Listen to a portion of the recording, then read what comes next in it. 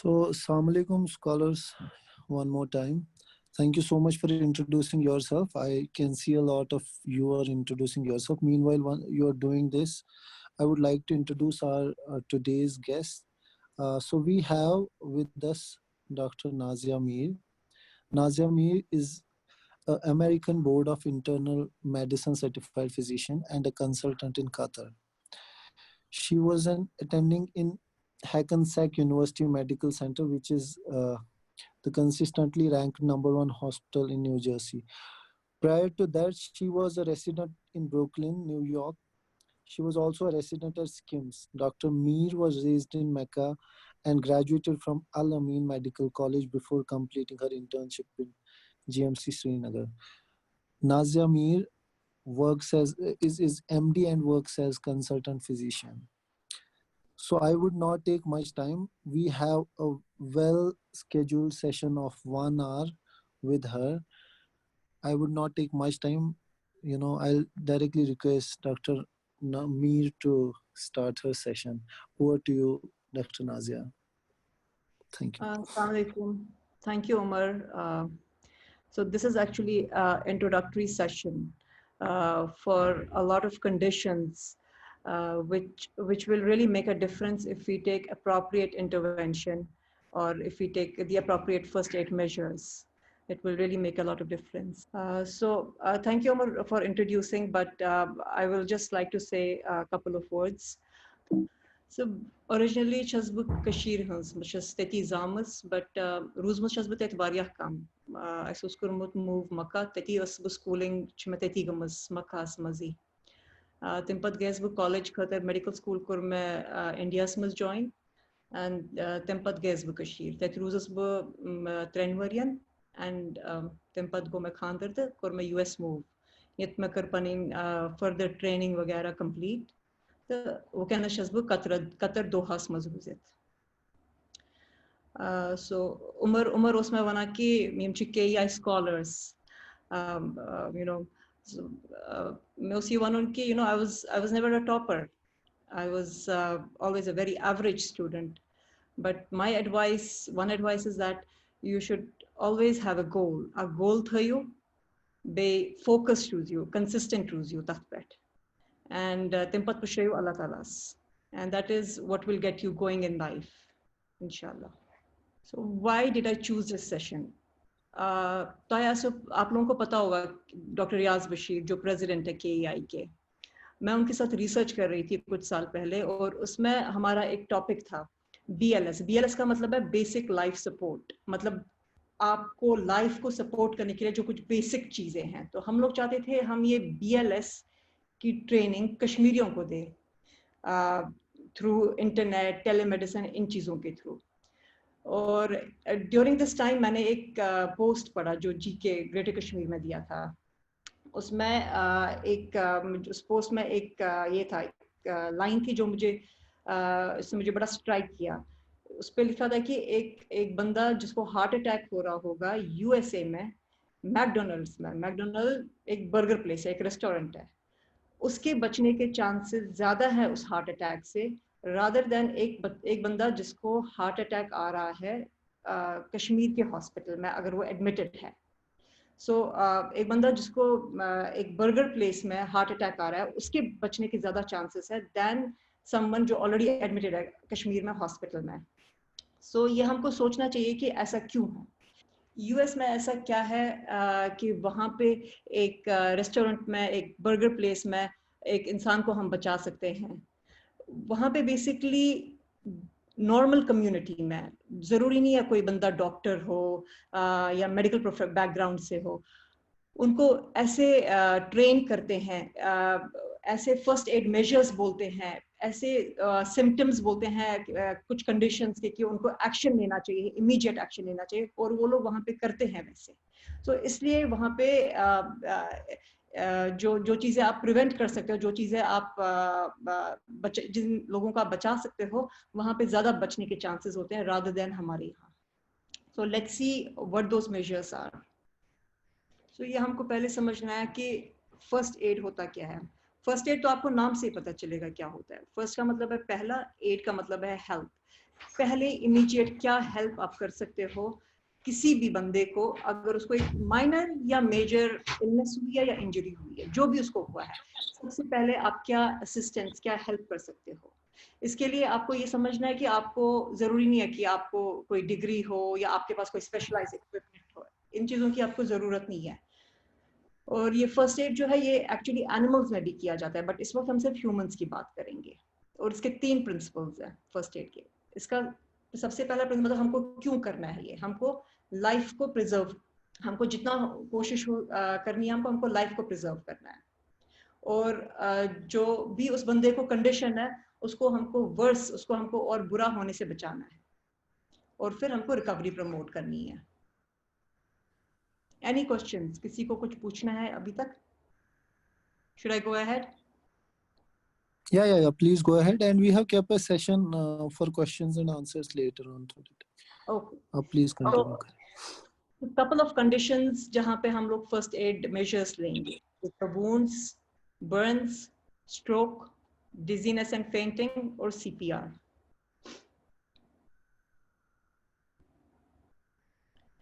So wounds. So सबसे पहले we have to know what a wound is. What is a wound? Wound is any breach. कभी भी आपका skin जब breach जाता है, उठ जाता है, उसको wound कहते हैं.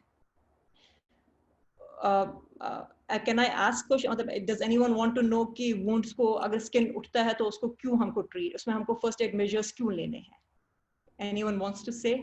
Has anything to say? Yeah, so if they have questions, they will be writing it down. So अगर किसी का भी कोई सवाल है जो मैम बता रहे हैं अभी, आप प्लीज वो आयमन जान आप एक बार चैट बॉक्स में लिखिए जो भी आप बोलना चाह रहे हैं। हम I can see your hand up. ठीक है, आप कंटिन्यू कर लीजिए मैम। ठीक है, तो इसको हमको ट्रीट करने की जरूरत है वुंड्स को। For this first of all we need to know कितने टाइप्स के वुंड है। एक होता है ओपन वुंड, एक होता है क्लोज्ड वुंड। आप लोगों को ये बिल्कुल मेमोराइज करने की जरूरत नहीं, या मैं आप लोगों को सिर्फ इंफॉर्मेशन के लिए बोल रही हूँ। ओपन वुंड में एक होता है अब्रेशन। अब्रेशन होता है फॉर एग्जाम्पल कहीं खखर लगा, तो उसमें क्या होता है, उस खखर में ऊपर की स्किन चली जाती है, बट उसमें ज्यादा ब्लीडिंग नहीं होती है, और लेकिन इसमें इन्फेक्शन के चांसेस होते हैं। दूसरा है लैसरेशन। लैसरेशन हुआ कट, किसी को कट आया है।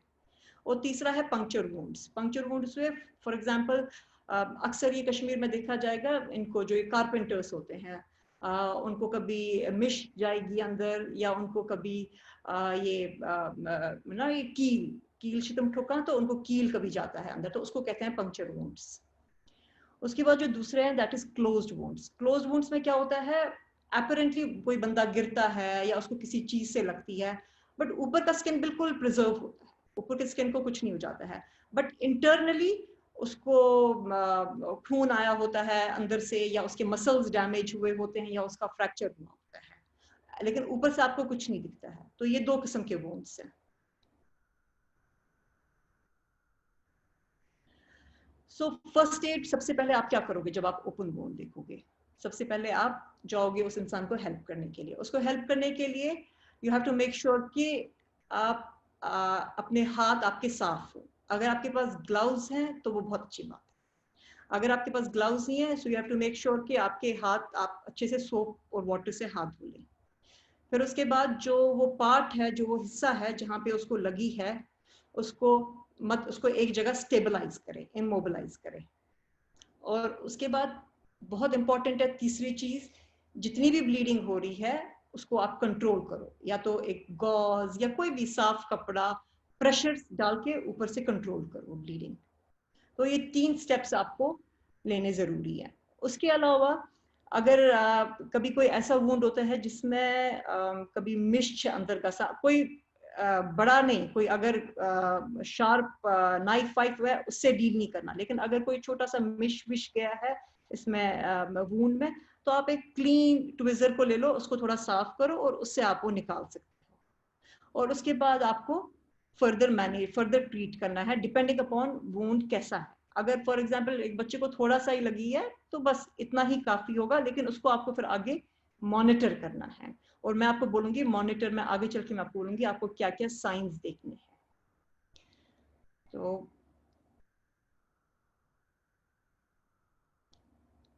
अब अगर क्लोज्ड वुंड है, क्लोज्ड वुंड मैंने आपको पहले भी कहा, उसमें ऊपर से आपको नहीं दिखेगा कि कुछ कट लगा है या कुछ स्किन उठा है, लेकिन उसमें से वहाँ इंटरनल इंजरीज हो गई होती हैं। तो सबसे पहले आपको उसी बॉडी के उस पार्ट को इमोबिलाइज करना है, किसी भी या तो तकियों पे जैसे यहाँ पे दिखाया है, या के नीचे से कुछ सपोर्ट रखो और उनको रेस्ट पे रखो, उस ऑर्गन को, उस पार्ट ऑफ बॉडी को। और उसके बाद आइस पैक्स लेकर आओ। यूजुअली कश्मीर में हमने देखा है हॉट वाटर बॉटल आते हैं, बट हॉट वाटर बॉटल्स नहीं लानी चाहिए। उस वक्त आइस पैक्स लाने चाहिए और आइस पैक्स लगाने चाहिए। और उसके बाद फिर डिपेंडिंग ऑन कैसा है, उसके बाद शायद उस इंसान को एक्सरे की ज़रूरत होगी या जिसकी भी ज़रूरत होगी, या उसको प्लास्टर की ज़रूरत होगी, तो उसके बाद उसको आप डिस्पेंसरी या हॉस्पिटल वहाँ पे लेकर जाएंगे। इमोबिलाइज, ये मैं बोलना चाहती हूँ कि ये जो मैं आपको कह रही हूँ, इमोबिलाइज करना जरूरी है, क्योंकि जो उस बंदे को लगी है, उसको जो अंदर डैमेज होना था वो हो गया है। लाइक उसको चाहे फ्रैक्चर हुआ है या मसल ब्रेक डाउन हुआ है, जो भी उसको अंदर इंजरी हुई है वो हो गई है। उसके बाद ये जरूरी, हमको ये जरूरी है कि उस बंदे को और पेन ना हो और कॉम्प्लिकेशंस ना हो, इसलिए उस पार्ट को हमको इमोबिलाइज करना बहुत जरूरी है।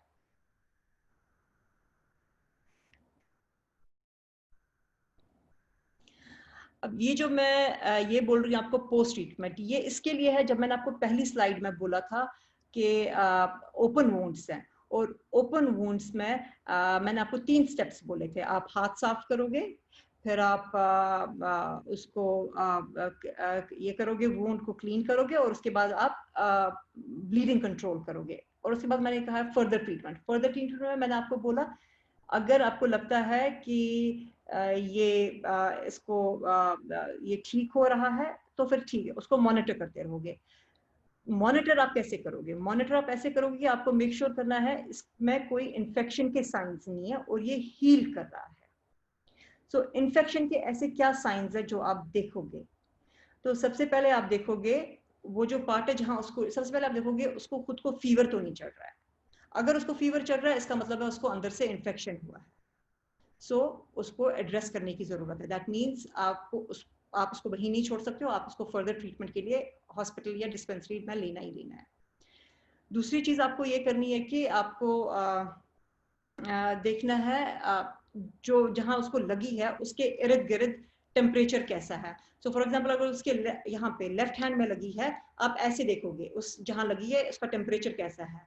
अगर वो और फिर यहाँ के साथ कंपेयर करोगे, जो नॉर्मल पार्ट है, जो नॉर्मल ऑर्गन है, जो जहाँ पे नहीं लगी है, उसके साथ कंपेयर करोगे।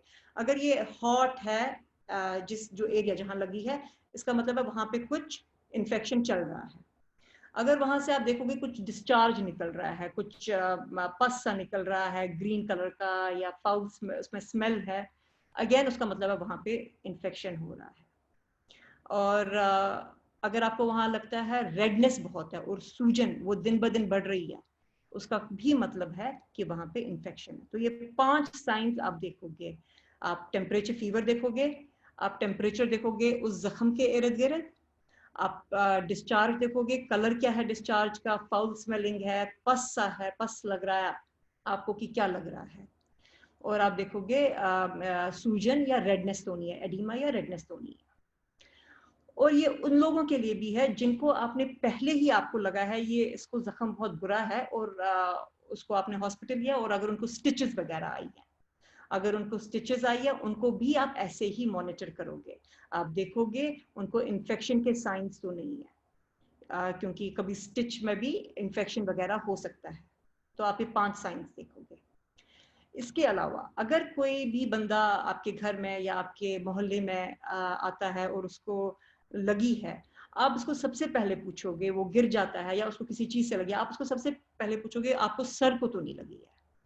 अगर वो बोलता है कि उसको सर को लगी है, तो उसको आपको 3-4 चीजों के लिए मॉनिटर करना है। अगर वो कह रहा है उसको सर को लगी है बट वो ठीक फील कर रहा है, वो नहीं जाना चाहता है हॉस्पिटल, फिर आपको उसको 3-4 चीजों के लिए मॉनिटर करना है। एक तो आपको उसको देखना है उसको हेडेक तो नहीं बहुत ज्यादा हो रहा है। दूसरा आपको देखना है उसको वॉमिटिंग तो नहीं आ रही है। तीसरा आपको देखना है उसकी मेंटल एक्टिविटी कैसी है, अगर वो रोज की तरह जैसे वो रोज अपने रोजमर्रा की जिंदगी में जैसा होता है अगर वो वैसा ही है तो ठीक है। अगर वो कुछ एबनॉर्मल एक्ट कर रहा है तो इमीडिएटली आप लोगों को दीज आर अलार्मिंग साइंस, आपको अलार्म होना है और आपको कहना है कि नहीं, इसको फर्दर ट्रीटमेंट के लिए हॉस्पिटल लेकर जाना है।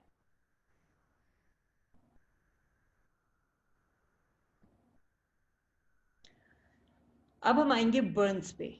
बर्न्स क्या होता है? Burns are damage to the skin by heat. Skin पे डैमेज हो जाता है हीट की वजह से। हीट दो किस्म की हो सकती है, हीट होती है ड्राई हीट भी और वेट हीट भी। ड्राई हीट हम अक्सर देखते हैं जैसे हम लोग किचन में काम कर रहे हैं तो गैस स्टव्स पे या तो सन अगर बहुत हॉट है तो सन से भी जो डैमेज कभी स्किन पे होता है वो भी ड्राई हीट में ही आता है। वेट हीट में होता है गर्म पानी, गर्म चाय या गर्म तेल, इनसे जो होती है ही इनसे जो बर्न होते हैं उसको वेट हीट कहते हैं और उनको स्काल्ड्स भी कहते हैं। हीट के 3 टाइप्स होते हैं, एक है first degree heat, second degree heat और third degree heat. First degree heat जो है ना उसमें क्या होता है, आप उसमें सुपरफिशियल स्किन, सुपरफिशियल बर्न्स होता है, जो सुपरफिशियल लेयर ऑफ स्किन है वो अफेक्ट होता है। स्किन उसमें स्किन टूटता नहीं है, उसमें आप सिर्फ रेडनेस देखोगे स्किन के इर्द गिर्द। जो सेकंड डिग्री बर्न्स है उसमें आप देखोगे थोड़ा सा वो इतना सुपरफिशियल नहीं है, वो थोड़ा सा डीप गया है बट ज्यादा भी डीप नहीं है, बट उसमें आप रेडनेस के अलावा ब्लिस्टर्स देखोगे। और थर्ड डिग्री में इट्स अ डीप बर्न, उसमें देखोगे आप मसल्स, डिपेंडिंग अपॉन कितनी इंजरी है, डिफरेंट लेयर्स, बट डेफिनेटली वो सुपरफिशियल स्किन को इन्वॉल्व नहीं करता है, वो बाकी लेयर्स को भी इन्वॉल्व करता है, कभी कभी मसल तक भी जाता है। सो फर्स्ट एड क्या करोगे आप जब आप एक बर्न का केस देखोगे? सबसे पहले जो भी वो बंदा है वो जिस भी वजह से उसको बर्न हुआ है उस जगह से आपको उसको निकालना है, दैट इज प्रिवेंट। दूसरा, उसने जो भी पहना है, जिस भी एरिया में उसको जो भी क्लॉथ है वो आपको निकालना है, दैट इज रिमूव। तीसरा है उसका जो वो हिस्सा है जो बर्न हुआ है उसको ठंडे पानी में, टैप ये नलके के पानी में उसका वो एरिया रखना है और ठंडा पानी 5 to 10 मिनट्स तक रन करना है उसके ऊपर, और फिर उसको किसी क्लीन क्लॉथ के साथ ऊपर कवर करना है, और फिर डिपेंडिंग अपॉन जितना डीप बर्न है या क्या है आप उसको फर्दर ये करना है, हॉस्पिटल लेने की जरूरत है कि क्या करना है, आप उसको फर्दर करना है वैसे ट्रीट। इसमें मैं एक चीज कहना भूल गई, जो वेट बर्न होते हैं उसमें स्काल्ड्स होते हैं, वो ब्लिस्टर्स जिसको हम कहते हैं, वो ब्लिस्टर्स कभी फोड़ने नहीं चाहिए, वो प्रोटेक्टिव होते हैं, वो कभी फोड़ने नहीं चाहिए।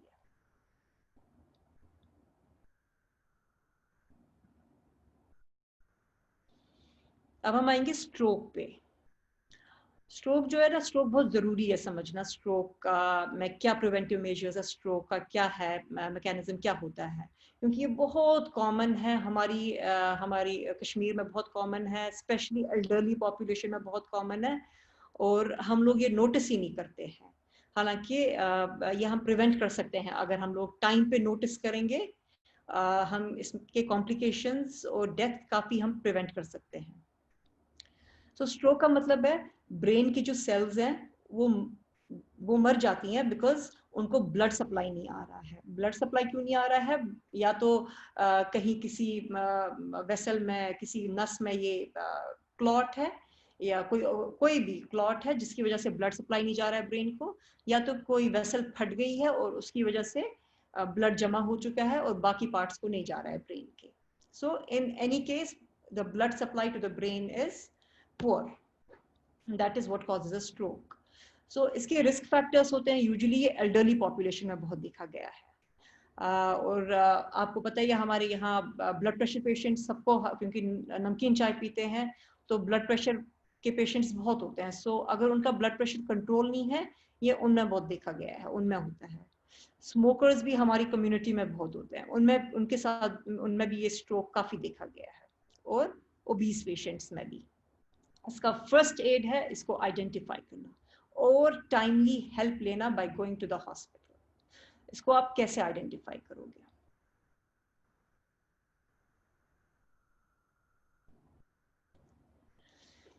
सो स्ट्रोक, इसका हमने एक निमोनिक बनाया है स्ट्रोक को आइडेंटिफाई करने का, उसको बोलते ही है एक्ट फास्ट, क्योंकि मैंने आपको कहा इसका फर्स्ट एड यही है कि हम लोग इसमें फास्ट एक्ट करें। So F is for facial droop, A है आर्म वीकनेस, एस है स्पीच डिफिकल्टी और टाइम है क्रिटिकल। अब हम स्टार्ट करेंगे पहला जो है फेस ड्रूप। फेस ड्रूप क्या होता है? फेस ड्रूप होता है, आप फॉर एग्जांपल किसी को भी देख रहे हो, उसका एक तरफ का फेस या राइट फेस या लेफ्ट फेस नीचे की तरफ ड्रूप हो रहा है ऐसे, या उसकी आंख, जरूरी नहीं है सिर्फ मुंह, या उसकी आंख, एक आंख खुली है, दूसरी आंख या पूरी बंद है या आधी बंद है, या वो खुद बोल रहा है कि मैं इस तरफ से ज्यादा चबा नहीं पा रहा हूँ। कोई अगर आपको ऐसे बोल रहा है अपने घर में, आपके मतलब बड़े होंगे, कोई ग्रैंडफादर ग्रैंडमदर कोई भी बोल रहा है हम इस तरफ से ज्यादा चबा नहीं पा रहे हैं, उसमें सिर्फ दांतों का दर्द या दांतों से रिलेटेड प्रॉब्लम्स नहीं सोचना है, ये भी सोचना है आपको कि हो सकता है कुछ वीकनेस हो रही है इस तरफ से। सो ये है फेशियल ड्रूप। दूसरा है आर्म वीकनेस।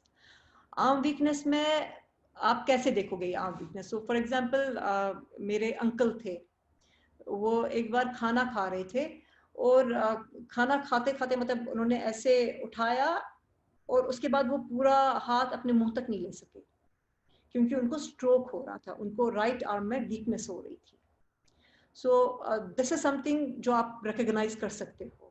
या फॉर एग्जांपल कभी कभी ये बोलते हैं ना, एल्डरली जो हमारे घर में होते हैं, बुजुर्ग होते हैं, वो बोलते हैं कभी अश्चिन आज नैरन यही बासाम बिशस ने ये नैर तुल थी।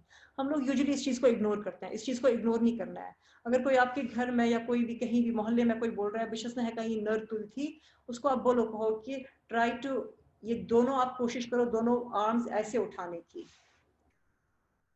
और अगर किसी को स्ट्रोक है, आपको लगे, आपको दिखेगा कि जिस आर्म में स्ट्रोक है वो उठ नहीं पा रही है, उसमें वीकनेस है, या तो वो कंप्लीटली नीचे है, पैरालाइज्ड है, और उसमें वीकनेस है, वो ज्यादा नहीं उठा पा रहा है, और जो आर्म ठीक है वो बिल्कुल ऊपर जा रही है। So this is again an alarming symptom. तीसरा है स्पीच डिफिकल्टी। स्पीच डिफिकल्टी में फॉर एग्जाम्पल आप देखोगे जो वो नॉर्मल तरीका है उनकी बात करने का वो नहीं कर पाएंगे, या तो वो बहुत स्लो स्पीच बोलेंगे, या तो वो थोड़ा सा करके बोलेंगे क्योंकि उनकी जबान ज्यादा हिल नहीं पा रही है, या तो वो उनकी स्पीच ठीक है लेकिन आप उनको जो क्वेश्चन पूछ रहे हो वो जवाब उसका ठीक से नहीं दे पा रहे, वो भी हो सकता है। सो ये आपको फॉर एग्जाम्पल आप उसको पूछोगे तुम्हारा नाम क्या है, वो जवाब कुछ और देंगे, तो ये भी आपको समझना है, it's a sign of stroke. और उसके बाद लास्ट में है टाइम। टाइम काफी क्रिटिकल है क्योंकि इसके कॉम्प्लिकेशंस, इसमें सर्वाइवल, इसमें बहुत सारी चीजें आप प्रिवेंट कर सकते हो अगर आप टाइमली अगर आप उस पेशेंट को हॉस्पिटल में पहुंचा के ट्रीटमेंट दोगे। इसमें मतलब पैरालिसिस या जो भी बाकी कॉम्प्लिकेशंस है वो आप प्रिवेंट कर सकते हो अगर टाइमली हम ट्रीटमेंट देंगे। इनफैक्ट एक यूएस बेस्ड ऑर्गेनाइजेशन है जिसका नाम है कैशमीर, वो अपनी फ्री एम्बुलेंस सर्विसेज देते हैं क्रिटिकल पेशेंट्स के लिए। उनका हमने यहाँ पे नंबर भी डाला है, और या आप उमर को पूछ सकते हो, लेटर ऑन वो आपको शेयर करेंगे इनके नंबर्स। जस्ट एक और चीज, मेरी नानी को हुआ था एक बार, मैं नींद से उठी ऑल ऑफ ए सडन, तो मेरी जो मम्मी है उन्होंने मुझे बोला, कहा कि ये अलग पेट का खाना।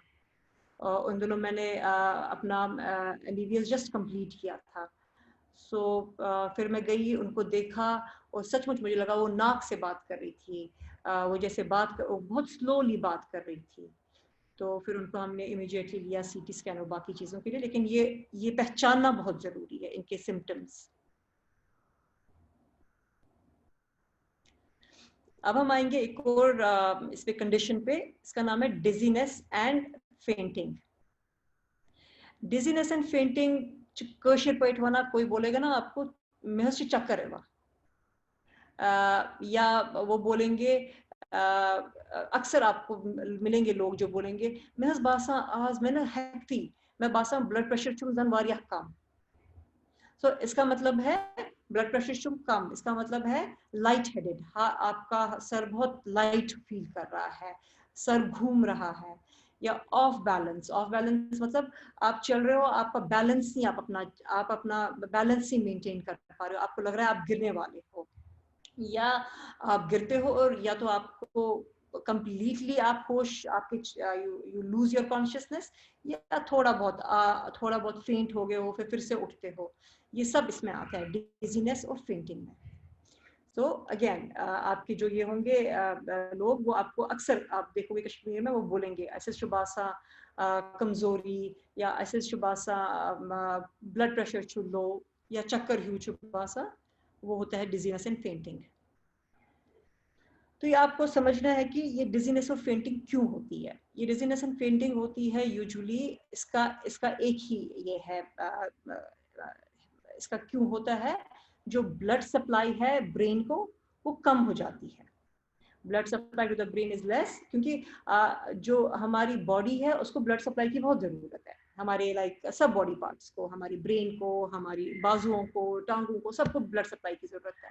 लेकिन ब्रेन एक ऐसा पार्ट है हमारी बॉडी का जो सबसे पहले और with in minutes it will get affected अगर उसको ब्लड सप्लाई जल्द से जल्द मेंटेन नहीं किया, क्योंकि उसकी सेल सबसे ज्यादा सेंसिटिव है टू डेथ अगर उसको ब्लड सप्लाई मेंटेन नहीं किया.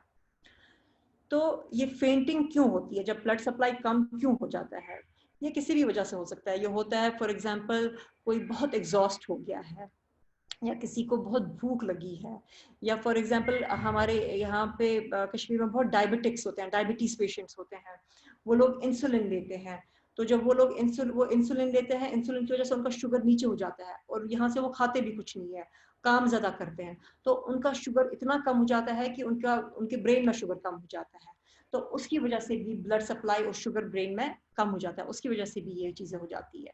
डिहाइड्रेशन, हम लोग इसमें रमजान में रोजे रखते हैं, डिहाइड्रेट हो जाते हैं, उसकी वजह से भी ब्लड सप्लाई कम हो सकता है.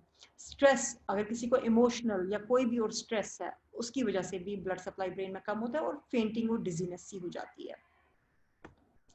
अब आपको क्या करना है अगर आपको कोई कह रहा है कि उसको चक्कर आ रहा है. सबसे पहले आप उसको लिटाओगे, आप उसको बोलोगे कि आप लेट जाओ. फिर उसके बाद आप क्या करोगे, आप उसकी टांगे रेज करोगे. मैं आपको इस डॉल पे दिखाऊंगी, ये मेरी बेटी की डॉल है. तो सबसे पहले आप उसको लिटाओगे, फिर उसकी आप टांगे रेज करोगे. तो या तो उसकी वो टांगे आप अपने शोल्डर पे डालोगे, और अगर आपके पास चेयर है आप चेयर पे रखोगे. टांगे रेज करने से क्या होगा, टांगे रेज करने से जो ये ब्लड सप्लाई है वो ब्रेन को इंक्रीज हो जाएगा, सो उससे फर्क पड़ेगी. और यूजुअली जो हमारे यहाँ आदत है, जब भी कोई ऐसे फेंट वगैरह होता है घरों में या मोहल्ले में, क्राउड बहुत जमा हो जाता है, सब लोग जमा हो जाते हैं परेशानी में कि क्या हो रहा है. तो उनको बोलना चाहिए उस वक्त कि आप लोग सब साइड को चलो, अगर खिड़की है या जो भी है, इसको फ्रेश एयर और लाइट की जरूरत है. फिर आपको उसके बाद इसको मॉनिटर करना है. मॉनिटर क्या करना है आपको देखना है, क्योंकि जब ये फेंट हुआ होगा ये बंदा, इसका यूजुअली आप देखोगे कलर, इसको स्वेटिंग हो जाती है, इसको कलर चेहरे में से पेल हो जाता है. तो आपको देखना है क्या ये वापस होश में आ रहा है. Usually they recover with in a couple of minutes. तो अब अगर ये रिकवर करते हैं तो उसके बाद आपको क्या करना है, उसके बाद आपको आपने क्योंकि इनको लिटाया है, आपको इनको आराम से उठा के बिठाना है ग्रेजुअली, क्योंकि अगर आप इनको एब्रप्टली बिठाओगे इनका ब्लड सप्लाई फिर से कम हो जाएगा. सो आपको इनको आराम से, इनफैक्ट कश्मीरी में कहते हैं डुक गैस, पीछे से एक पिल्लो रख के इनको बिठाना है, और इनका देखना है, इनको स्वेटिंग कम हुई, इनका कलर वापस आया, इनको पूछना है आर यू फीलिंग बेटर, इनकी मेंटल एक्टिविटी देखनी है, डू यू नो वेयर, आपको पता है आप लोग कहाँ हो इस वक्त, आपको पता है आपको हुआ क्या था, आप क्यों फेंट हुए कुछ. तो ये चीजें पूछनी है. इन केस वो उठते नहीं है, मतलब उनको होश नहीं आता है, उसके बाद क्या करना है वो हम इस सेशन में बोलेंगे, इस वाले स्लाइड में. Loss of consciousness. Loss of consciousness है अगर कोई अपने होश खो देता है. इफ आप चल रहे हो और आप देखते हो कॉरिडोर में आपका कोई अपना बंदा है जो गिरा पड़ा है, या तो आप देखते हो इसमें मोहल्ले में कोई है जो गिर चुका है और आपको नहीं पता है ये क्यों गिरा है, तो उस वक्त आप क्या करोगे? इसका हमने एक इसका निमोनिक बनाया है एक अपने को ये करने के लिए, डॉक्टर्स ABC, DRSABC। डी है डेंजर। सो फॉर एग्जाम्पल आप जा रहे हो एक और आप देखते हो कि कोई बंदा गिरा हुआ है, तो आपको नहीं पता ये क्यों गिरा हुआ है, या तो इसको कोई मेडिकल कंडीशन है जिसकी वजह से ये गिरा हुआ है, या तो इसको किसी ने मारा है जिसकी वजह से ये गिरा हुआ है। So you have to make sure जहां आप जा रहे हो उसको बचाने के लिए पहले आप अपने आप को प्रोटेक्ट करो। आप देखो सीन सेफ है, डेंजर तो नहीं है वहां पे, कोई तो खड़ा तो नहीं है कुछ लेकर वेकर। सो सबसे पहले आपको देखना है डेंजर तो नहीं है। फिर जब आप मेक श्योर करते हो डेंजर नहीं है, आप जा रहे हो, आपको देखना है ये उठता है कि नहीं। आपको इसको बोलना है हे वत्स वत्स क्या दलील, या जो भी उसका नाम है, आपको उसका नाम 2-3 बार पुकारना है, इसको पैट करना है कि उठो उठो, और आपको देखना है कि ये कितना रिस्पॉन्ड कर रहा है। अगर ये नहीं कर रहा है रिस्पॉन्ड, आपको शाउट करना है हेल्प के लिए, आपको लोगों को बुलाना है, क्योंकि आप लोगों को हेल्प की जरूरत पड़ेगी, इसको आगे हॉस्पिटल वगैरह लेके जाना पड़ेगा। फिर उसके बाद आपको इसका एयरवे देखना है। तो एयरवे आप इसका कैसे देखोगे? ये मैंने आपको पीछे भी जहां बोला फेंटिंग, ये उसमें भी आएगा। अगर कोई बंदा कहता है उसको चक्कर आ रहा है, वो फेंट हुआ, मैंने कहा आप उसको लिटाओ, आप उसकी टांगे ऊपर चढ़ाओ इस पे कंधों पे या चेयर पे, और फिर आप उसको मॉनिटर करो। मॉनिटर में अगर वो वापस नहीं उठता है, उसके बाद आपको यही स्टेप करना है, एयरवे वाला स्टेप, जो मैं अब आपको अभी समझाने वाली। अब ये क्या है ये एयरवे वाला स्टेप? एयरवे है, एयरवे का मतलब होता है जो हमारा एयर पैसेज है हमारी बॉडी में। हम नाक से सांस लेते हैं, फिर नाक के बाद ये हवा हमारी हमारे एयर पैसेज में जाती है, और एयर पैसेज से फिर नीचे लंग्स में जाती है। तो हमको क्या देखना है एयरवे में? हमको देखना है इसका एयरवे ठीक है, खुला है कि नहीं है, कि इसके एयरवे में कुछ ब्लॉक है जिसकी वजह से सांस नहीं ले पा रहा है। तो वो आप कैसे करोगे? वो आप ऐसे करोगे,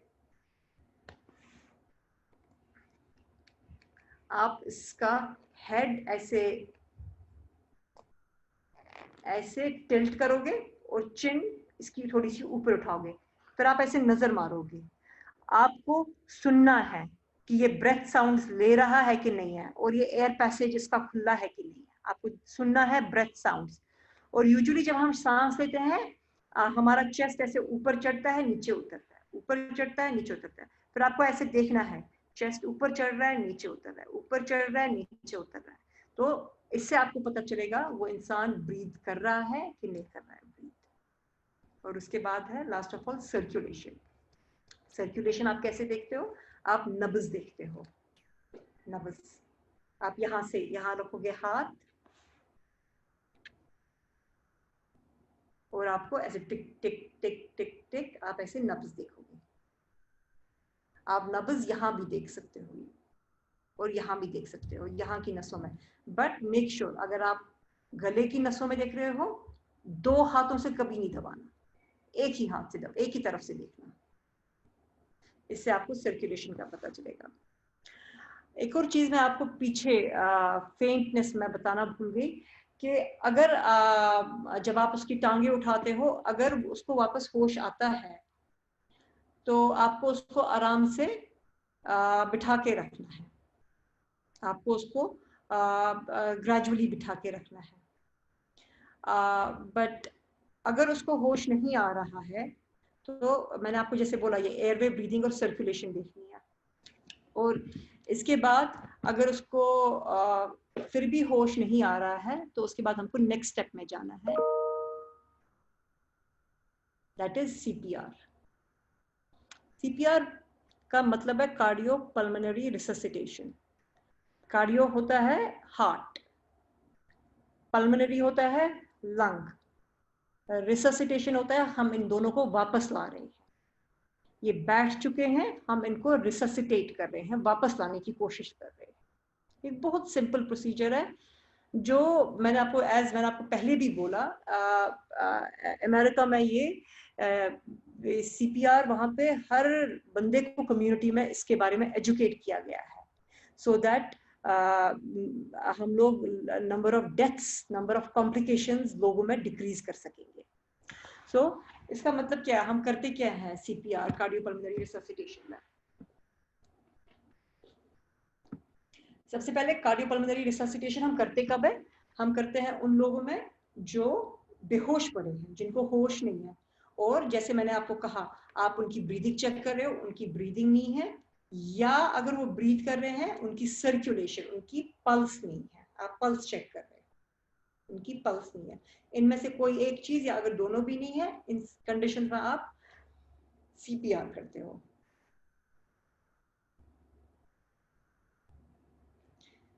तो ये है तरीका CPR का।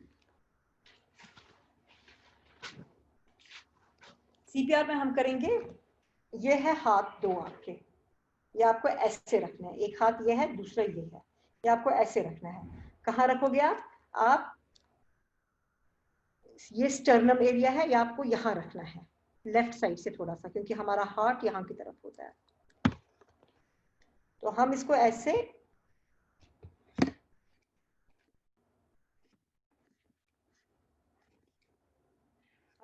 ऐसे दबाएंगे। 1 2 3 4 5 6 7 8 9 10 11, ये इसको बोलते हैं चेस्ट कंप्रेशंस, इसको बोलते हैं चेस्ट कंप्रेशंस। तो ये हम करते रहेंगे 1 2 3 4, हम 30 चेस्ट कंप्रेशंस देंगे, और 30 चेस्ट कंप्रेशंस के बाद, जैसे हम ऐसे कर रहे हैं 1 2 3 4 5 6, तो आप कर रहे हैं 28 29 30 कंप्रेशंस के बाद आपको उसका थोड़ा सा बंदे का हेड टिल्ट करना है, और ऐसे मुंह में जाके उसको 2 रेस्क्यू ब्रेथ्स देना है, फिर उठना है, फिर से साइकिल स्टार्ट करना है 1 2 3 4 5 ऐसे। अगर आप ये इसको कहते हैं chest compressions with rescue breath, आप कंप्रेशंस दे रहे हो और आप रेस्क्यू ब्रेथ दे रहे हो। अब कुछ लोग मे बी ब्रेथ देने में ज्यादा कंफर्टेबल नहीं है, which is okay, but compressions are very important, compressions देने बहुत जरूरी है। और जब आप कंप्रेशंस देते हो, make sure they are effective compressions. Effective compressions का क्या मतलब है? इफेक्टिव कंप्रेशंस का मतलब है आप हार्ड कर रहे हो, पुश और डीप, आपको नहीं सोचना है उसको, आपको मे बी सराउंडिंग लोग बोलेंगे तो चुके मिस लग रहा हुआ, या एमिस फटन ये अर्जे इसके ये रिब्स टूटेंगे, उस वक्त आपको ये नहीं सोचना है, क्योंकि रिब्स टूटने से तो कोई नहीं मरेगा, बट ये चेस्ट कंप्रेशन से अगर आप किसी को बचा पाओगे वो बहुत अच्छी बात है। चेस्ट कंप्रेशन जब आप दोगे, कितना डीप जाना है, इट इज 2 to 2.5 इंचेस या 5 सेंटीमीटर्स, 2 to 2.5 इंचेस। कितने कंप्रेशंस देने हैं? अबाउट लगभग 100 to 120 कंप्रेशंस पर मिनट, उसका मतलब है लगभग 2 कंप्रेशंस पर सेकेंड आप देते हो, और उसके बाद 2 ब्रेथ्स देते हो। So this is cardiopulmonary resuscitation. उसके बाद yes, now we have covered most of the conditions और उनकी first aids।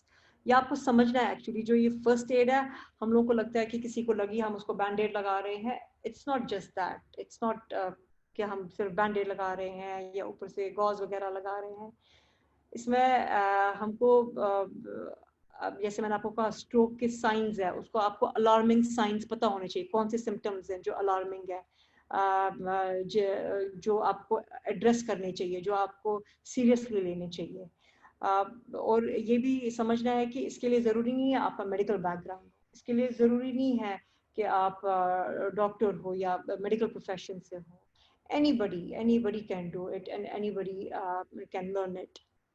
एंड ये बहुत ज़रूरी है बिकॉज हमारी कम्युनिटी में लोग हैं जिनके पास ये सारे रिस्क फैक्टर्स हैं, जो इनसे मरते हैं, जिनको हम बचा सकते हैं, तो ये उनके लिए बहुत ज़रूरी है। Yes, so we have a lot of questions. Sure. We can start taking them one by one. So there was a question when you spoke about CPR. Rutba had a question. She is asking, which hand should be on the lower side while CPR? The left hand. The left hand, okay.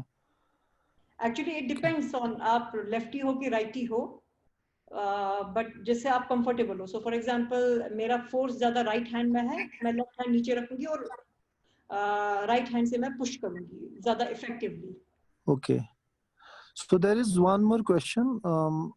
I have heard, ये उवैस ने पूछा है, I have heard about applying toothpaste on burns.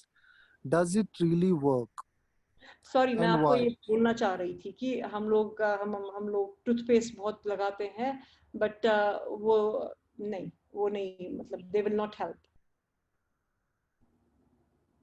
They Okay, will not help. okay. I had to say this point, but I missed it. Huzaifa Firdous का सवाल है, ma'am can we use salt and oil together at the time of burning? No, no. We can't use that. Okay. No. Okay. In So fact, there is one more question. sorry, एक मैं बात add करना चाहती हूँ. ये specifically बोला गया है कि make sure you don't use any gels, any अपने ये टूथपेस्ट इनके बारे में स्पेसिफिकली बोला गया है, ये नहीं यूज करने चाहिए. Okay. So एक और क्वेश्चन है, I have heard about applying turmeric powder on open bleeding wound. Does it really work? If yes, how it works? Well, turmeric powder, medically, it's not said. There's nothing said about turmeric powder. Medically, हम लोगों ने नहीं कुछ हम नहीं बोलते हैं about turmeric powder or these things. But yes, turmeric के बहुत advantages है, या हमको सबको पता है, it's an antiseptic और ये. So medical point of view से, is he asking for wounds or for burns? Wounds. या but medical point of view से तो हम लोग नहीं, usually medical point of view से हम सिर्फ बोलते हैं वॉश इट, वॉश करियो अच्छे आब से बे अगर करना है, मतलब ज़्यादा खुद ज़्यादा नुन आब, क्योंकि वो ये होता है स्टेराइल होता है, तो उससे कर सकते हो आप. Okay. So रुखसाना जान का सवाल है, what about charcoal? Charcoal for what?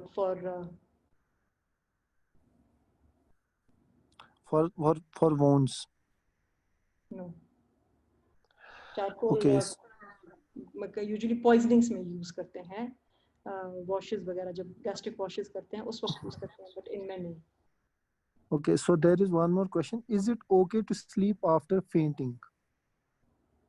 Okay, so अगर कोई फेंट हुआ है और he has come back to himself, और वो फिर से रिवाइव किया है, अपने उसको टांगे ऊपर चढ़ा के, ही इज फाइन नाउ, उसको मॉनिटर करने की जरूरत है. और उसको फेंट का क्या रीजन है? सो फॉर एग्जांपल, अगर कोई फेंट हुआ है क्योंकि उसको लगी है सर पे, तो उसके बाद अगर वो सोना चाहता है, वो लेकिन अगर वो स्लीपी है या ड्राउजी है, उसको मॉनिटर करना पड़ेगा. बट अगर वो ऐसे ही फेंट हुआ है बिकॉज उसने कहा कि उसने खाया नहीं था तो उसको ये हुआ है, मतलब वो डिपेंड करता है क्या कॉज है, but it's okay to sleep, but at the same time monitoring is very important. Okay. So we have one more question. Is ma'am, can you tell us more about your journey? So this is off the records. My journey from Kashmir. So what I assume is she is actually talking about your journey from how you started from Kashmir, your initial years of life.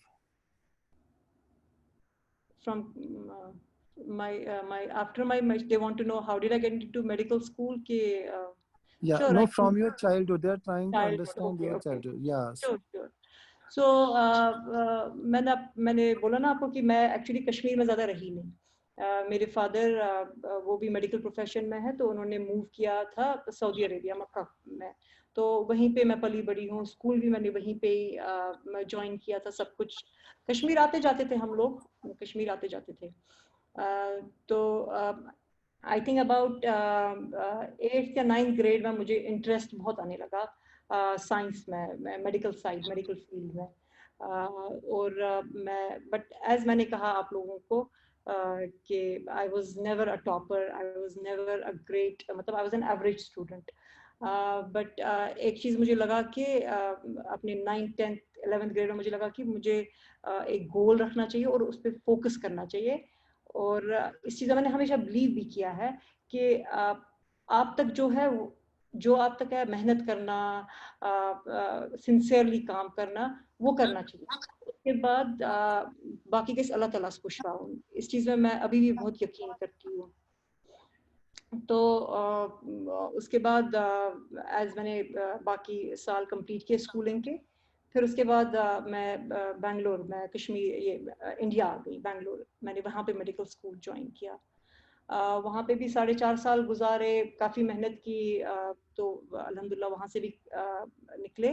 फिर उसके बाद मैं कश्मीर आई, और कश्मीर में actually मेरा मेरा ये journey बड़ा बहुत अच्छा रहा, क्योंकि कश्मीर में एक ओपन फील्ड है मेडिकल इसके लिए। मैं जाती थी वहाँ पे, और मैंने आपको कहा ना, मेरी नानी थी, मेरे अंकल थे जो बीमार थे, तो उनके साथ इट वाज वेरी मुश्किल था उनके साथ, अपने अपनों को जब आप देखते हो ऐसे सफ़र करते हुए, बट फिर आप को रिलेट कर सकते थे वो मेडिकल साइड इनके साथ, अपनी फैमिली मेम्बर्स के साथ। और इनफैक्ट वहाँ पे मुझे हॉस्पिटल में भी बहुत मज़ा आया काम करने में, क्योंकि वहाँ पे डाइवर्स मतलब पॉपुलेशन है, पेशेंट्स है, जिनको आप देखते हो, आपको अच्छा लगता है उनको ट्रीट करना। वो दूर बेचारे गांव से आए होते हैं, हम पे ट्रस्ट करते हैं। तो it was a very good experience मेरा जो कश्मीर में रहा है।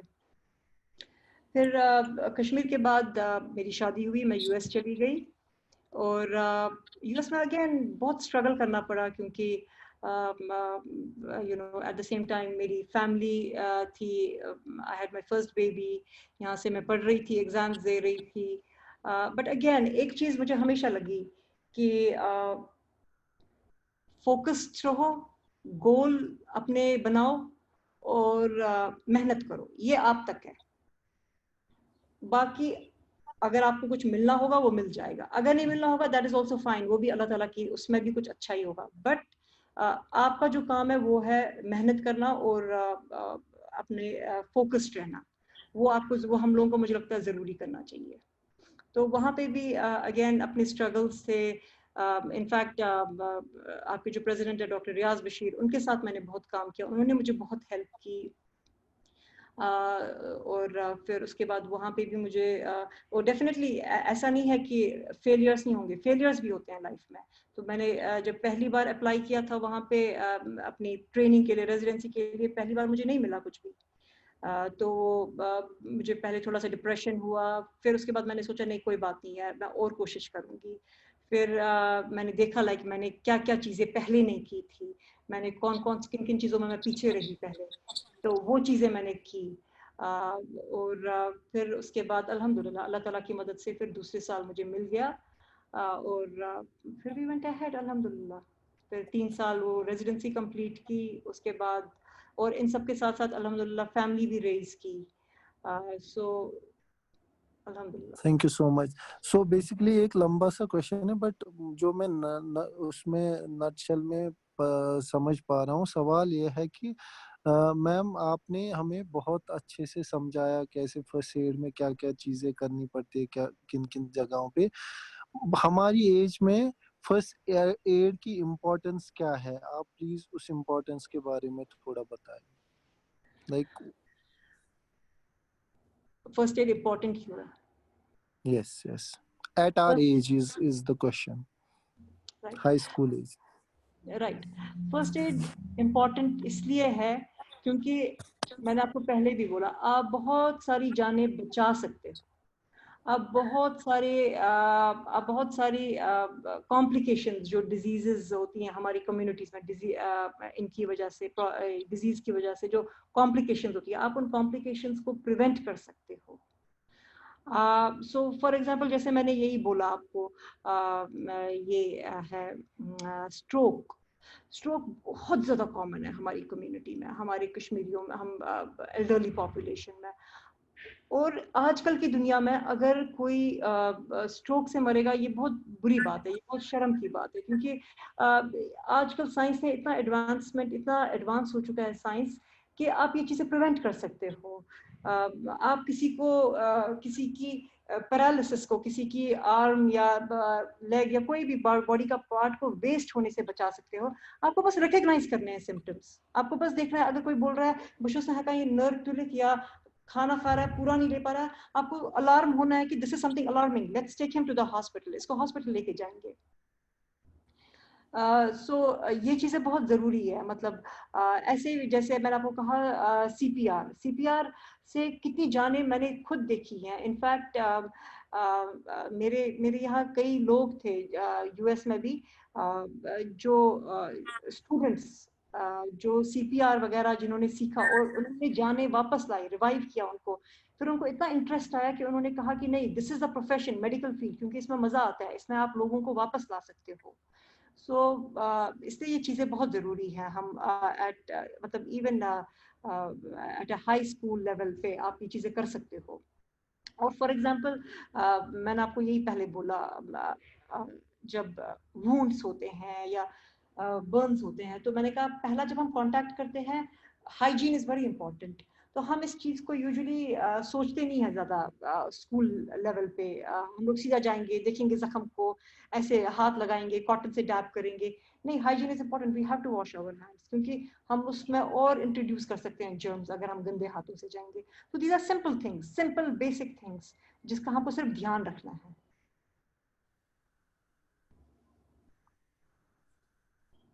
Okay, so we have a couple of more questions.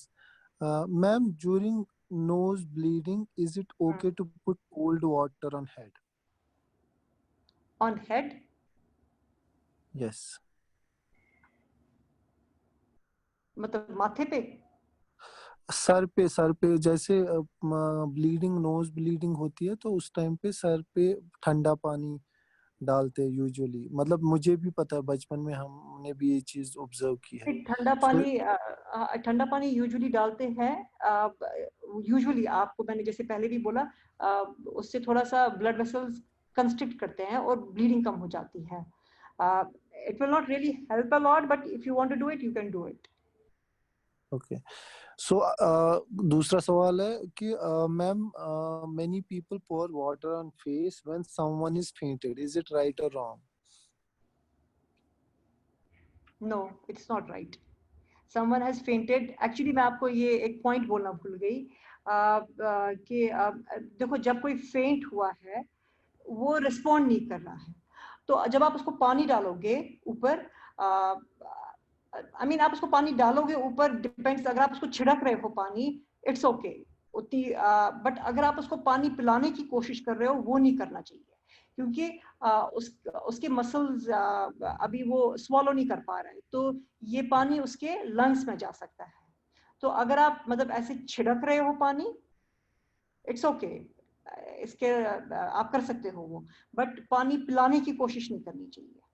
In fact stroke patients को भी, अगर जिनको ये मतलब स्पीच प्रॉब्लम्स है, जो भी उनका फेस एक तरफ से जाता है, उनको पानी कभी नहीं पिलाना चाहिए, क्योंकि उनको स्वॉलोइंग में प्रॉब्लम होती है। तो जब आप उनको पिलाओगे तो हो सकता है वो ये पानी इनके फूड पाइप के बजाय विंड पाइप में जाएगा, इसोफेगस में नहीं जाएगा, पीछे विंड पाइप में जाएगा और उससे लंग्स में जा सकता है।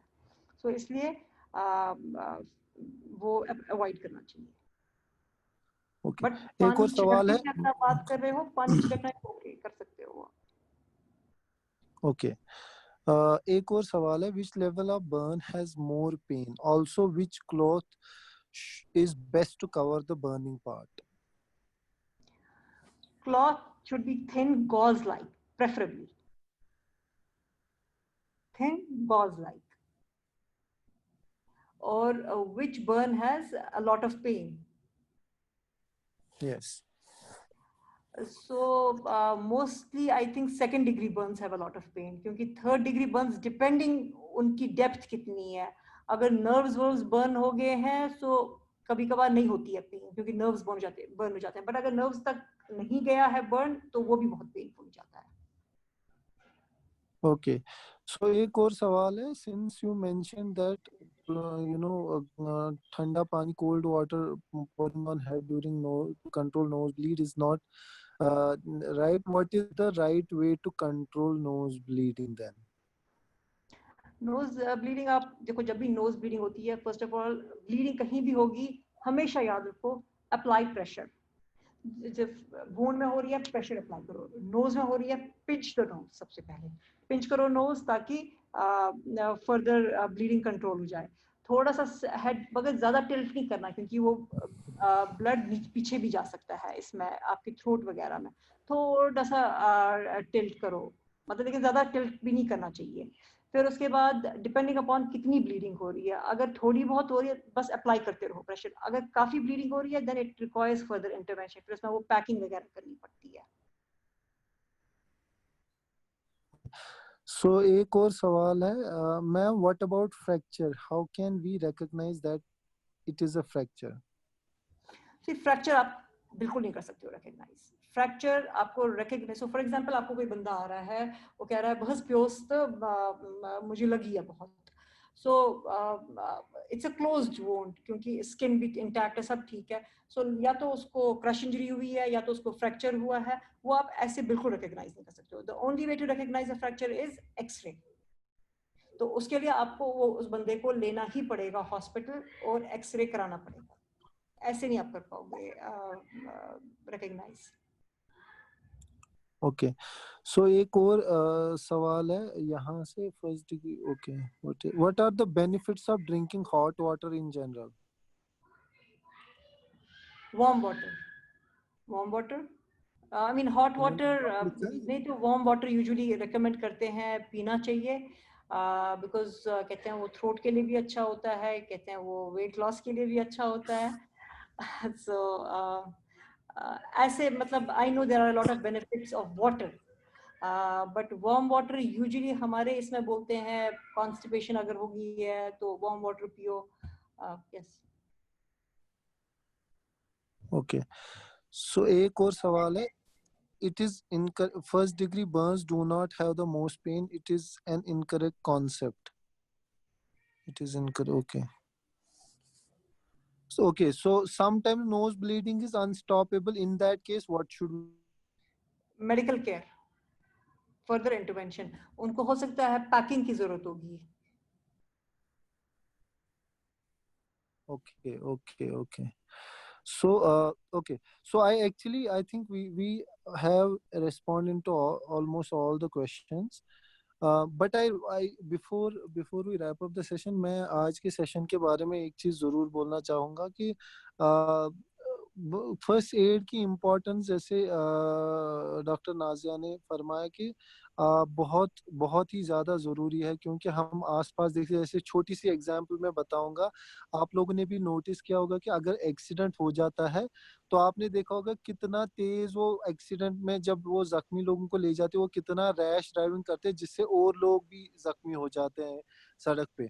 सो जो क्राइसिस मैनेजमेंट होता है या जो इस तरीके की सिचुएशंस होती है, वहां पे ये फर्स्ट एड की नॉलेज होना आपको लीडरशिप क्वालिटी देता है, आपको लीडर बनाता है, ताकि एक रोल प्ले करे वहां पे, और वो घर के अंदर होगा, घर के बाहर होगा, स्कूल कैंपस में होगा, लोकेलिटी में होगा। तो आप जितना इस बारे में जानेंगे, हमने आज जो सेशन किया इसकी अहमियत इसलिए भी है क्योंकि ये हमने बहुत कैलकुलेट करके इनसे रिक्वेस्ट करा कि हम ये सेशन करना चाहते हैं, बिकॉज हमें पता है इस सेशन की बहुत ही अहमियत। और मुझे बहुत सारे बच्चों के, स्कॉलर्स के ये स्टेटमेंट्स भी आ रहे हैं कि वो और जानना चाहते हैं डिटेल में इस सेशन के। तो मैं ये बताना चाहूंगा, जो हमारा सेशन था आज का, ये बेसिकली जैसे डॉक्टर नाजिया ने भी फरमाया कि इंट्रोडक्टरी सेशन है। सो इसमें ज्यादा डेप्थ में हम नहीं चले गए, हमने बेसिक सा कॉन्सेप्ट दिया। हम प्रेजेंटेशन भी आप सबके साथ शेयर करेंगे, बट हम इसके बाद भी सेशन शुरू करने वाले हैं जो इससे डिटेल में होगा। तो जिन लोगों ने आधा सेशन मिस किया, कहीं पे भी हम रिकॉर्डिंग शेयर करेंगे। बट हमारे पास कुछ और भी चीजें आती है, कुछ सवाल और आए हैं, एक दो सवाल, तो उसमें हम वो फिनिश करके will wrap up. If a pregnant lady has importance, can we use the CPR her or not in any problems? Question मतलब ये समझ नहीं आया। A pregnant lady has what? If a pregnant lady has importance, can we use the CPR? Can we CPR her or not? Is any problem? Like इनका question जो मैं समझ पा रहा हूँ कि प्रेग्नेंट लेडी को अगर जरूरत पड़ती है तो सीपीआर देना जरूरी है या कोर्स उससे कोई प्रॉब्लम होगी? नो नो नो, सीपीआर करना चाहिए, डेफिनेटली करना चाहिए। आपको नहीं पता हमने एक प्रेग्नेंट पेशेंट 25 ईयर ओल्ड थी यूएस में, उसको कैसे बचाया सीपीआर से। उसकी ठीक डिलीवरी ठीक भी हुई, उसका बेबी भी हुआ, वो भी ठीक रही उसके बाद। So it's very important. okay. So yes, we call first degree. Is there any disadvantage of drinking a boiling water? एक सवाल लास्ट क्वेश्चन है हमारा। I mean, boiling water मुझे नहीं लगता कोई पी भी सकता है। I really don't think anyone can drink boiling water.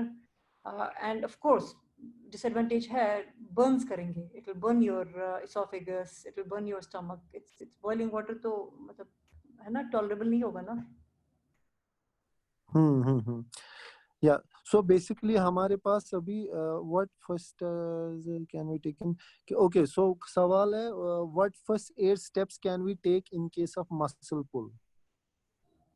Muscle pull. So अगर किसी को पहले मसल पुल डायग्नोज करना भी बहुत मुश्किल है, क्योंकि यूजुअली मसल पुल अगर स्पेशली बैक के मसल में हुई है तो वो इंसान को लगता है उसको बैक एक हो गई है। सो इन एनी केस अगर आपको लग रहा है मसल पुल है, तो आपको ये सोचना है ये मसल पुल किस पोजीशन में हुआ है, क्योंकि muscle pull is usually due to a wrong position that you have taken. Usually हम सोते हैं, कभी पिलो नहीं होता है, कभी पिलो कभी सर डिफरेंट पोजीशन में होता है। सो आपको पोजीशनिंग इसकी पहले ये कर देखनी है कि किस चीज़ से हो रहा है और वो प्रिवेंट करना है। और उसके बाद मतलब आप दवाई भी खा सकते हो, muscle relaxant for some time, but usually ये पोजीशनल रिलेटेड है। ओके सो एक और मतलब मैं सबको बोलना चाहूंगा, सवाल बहुत आ रहे हैं। मैं इनफैक्ट हम सारे सवाल अभी नहीं उठाएंगे क्योंकि हमारा सेशन भी अभी कंप्लीशन पे आ रहा है। हम प्रॉमिस करते हैं हम डॉक्टर नाजिया के साथ इसके बाद सेशन जो करेंगे उसमें जितने सवाल है आप सब पूछ लीजिए। बट अभी एक और सवाल है जो उन्होंने 3 बार लिखा है जो मैं लेना चाहूंगा, इसके this will be the last question of today. और जो भी बाकी है मैं सॉरी सबको बोलता हूँ जिनके सवाल मैं नहीं उठा पा रहा हूँ, बट मैं प्रॉमिस करता हूँ जितने भी सवाल है मैं उनको नेक्स्ट सेशन के लिए रखूंगा और पहले उन सवालों को पूछेंगे डॉक्टर नाजिया से। सो सवाल है what is difference between sprain and strain injuries? What is the difference between sprain and strain injuries? Sprain and strain injuries, strain जो होता है, जो sprain होता है, I'm not sure about this. Strain actually मुझे नहीं पता है क्या होता है। स्प्रेन मुझे पता है एक ट्विस्ट होता है अगर किसी लिगामेंट वगैरह में हुआ हो, बट स्ट्रेन इंजरीज मुझे नहीं पता है actually. What do you mean by strain injuries? Sprain मुझे पता है, SPRAIN। ओके सो एक और चीज उमर, मैंने एक्चुअली सवाल पूछा था कि कहाँ हमको क्यों वुंड्स को एड्रेस करने की जरूरत है, तो उस वक्त क्योंकि आपने बोला था कि क्वेश्चन आंसर का सेशन, तो ये मैं बोलना चाहती हूँ वुंड्स को हमको इसलिए एड्रेस करने की जरूरत है क्योंकि जो ये स्किन है हमारा, ये हमारी बॉडी का फर्स्ट लाइन डिफेंस है। डिफेंस क्योंकि जब हमको अल्लाह ताला ने बनाया है, हमको अल्लाह ताला ने विद डिफेंस मैकेनिज्म्स बनाया है ताकि हम बाहर के जर्म से या किसी भी इनसे फाइट बैक कर सके। So one of the defence mechanisms is our skin. तो जब ये इसमें ब्रीच हो जाता है, जब यही टूटता है, that's why it's very important to address wounds in a very nice and a conservative way. जैसे मैंने आपको कहा फर्स्ट एड इसलिए जरूरी है कि हम अपना हाइजीन मेंटेन करें और बाकी चीजें, क्योंकि ये स्किन जो है ये हमारा ये डिफेंस मैकेनिज्म है जो उठ चुका है। Okay so thank you so much. हमारे पास बहुत सारे सवाल थे बट इंशाल्लाह हम वो नेक्स्ट सेशन में उठाएंगे। मुझे लगता है करीबन 30 के अराउंड सवाल है जो हम नहीं उठा पाएंगे अभी, बट वो नेक्स्ट सेशन में जरूर हम उठाएंगे। तो बहुत सारे स्कॉलर्स ने ग्रेटिट्यूड के मैसेजेस भेजे, बट हमारे साथ खुर्शीद साहब थे। खुर्शीद साहब ने लिखा है what a session, what a presentation you have taken us through in such a great manner. I'm really a learned person. Many thanks. Stay blessed. बहुत सारों ने ग्रेटिट्यूड की मैसेजेस लिखी है। Thank you ma'am for your time and consideration we need information about first aid. I think it has been there are numerous uses, but we really had a great session with you. Thanks for the amazing session. It will help us throughout our life. Inshallah. Thank you ma'am, it was really useful session. So बहुत सारी messages है. Thank you so much for your precious time. The session is very informative and I'll be helpful. happy अगर मेरी वजह से आप लोग ये अप्लाई करोगे, लोग बचेंगे. We will be, it's our community, it's our Kashmir is our place. So इंशाल्लाह हमारे लोगों के अगर जानें बचेंगी, बाकी चीजें उनको हेल्प करेगी. Nothing like it, honestly speaking. Yeah, so thank you so much ma'am and KF family for this awesome session. It was so helpful. Thank you so much. खुशबू फारूक ने लिखा. So thank you so much all the scholars जिन्होंने भी messages जिन्होंने participate किया और उन सबको जिनका मैं सवाल नहीं उठा पाया. I'm really sorry for today, but I'll make sure जब next session होगा Dr. Nazia के साथ we'll take these questions beforehand. और आज की सेशन की इम्पोर्टेंस और एसेंस मैंने बताई. हम इनफैक्ट डॉक्टर नाजिया ने भी जिक्र किया. जो भी आपने आज सीखा, try to apply it in your lives. इंशाल्लाह इसके बाद जो होगा वो थोड़ा सा और डिटेल्ड होगा. और ये चीज़ें बहुत ज़्यादा ज़रूरी है आपके रोज़मर्रा की लाइफ में, रेगुलर लाइफ में. और आने वाले टाइम में जो बेसिक चीज़ें, जैसे हमारे कश्मीर में घर घर में कोई ना कोई पेशेंट होता ही है. तो या अगर नहीं भी होता, इनफैक्ट जिन भी जगहों पे हम काम करते, पढ़ाई करते, वहाँ पे आसपास सिचुएशंस ऐसी आती है जहाँ पे बहुत ही ज़्यादा ज़रूरत पड़ती है फर्स्ट एड की नॉलेज की. सो हमने आज बेसिक नॉलेज की बात की. हम सब we really want to thank Dr. Nazia for this wonderful session. I know कि हम बहुत कम टाइम दिया हमने आपको प्रिपरेशन का, but यही है वो कहना चाहेंगे कि you have really been convincing throughout the session. और मैं honestly बता रहा हूँ, personally मुझे बहुत सीखने को मिला and I'm really excited कि जो next session होगा उसमें हम क्या चीज़ें और किस level तक जाना चाहेंगे. So thank you so much scholars for bearing with us and sorry for all of them जिनका हमने सवाल मिस किया. But again मैं प्रॉमिस करता हूँ नेक्स्ट टाइम आपका होगा. सो हम लास्ट कमेंट सुनेंगे डॉक्टर नाजिया से before we wrap up this session. Thank you everyone. Thank you for your time. Thank you आप लोग आए, आप लोगों ने ये and Umar definitely to you. आपने worked hard, आपने arrange करवाया ये सारा. So thank you everyone. We should just hope inshallah that हम लोग ये चीजें apply करें अपनी रोजमर्रा की जिंदगी में, अपनी community को grow करने में help करें, उनको help करें with medical problems. जिन लोगों को ये चीजें aware नहीं है, जो लोग नहीं aware हैं, उनको aware करें. So that we pass on this to everyone. मैंने आपको pass on किया, आप अपने लोगों को pass on करोगे, अपने मोहल्ले के लोगों को, and this is how हम लोग अपनी इंशाल्लाह community को grow करेंगे. और बाकी as such मैं हमेशा यही कहती हूँ, हमारा काम जो है हमको वो करना है, बाकी जो अल्लाह ताला से पूछ रहा हूँ, and hope for the best inshallah all the time. Okay, thank you so much. And जैसा कि डॉक्टर नाजिया ने बोला कि जो आपने आज सीखा, तो ये हम मल्टी लेवल नेटवर्किंग अप्रोच से बाकी लोगों तक. Umar, can I say a word? Yes, please sir, we were waiting. I can only say thank you very much.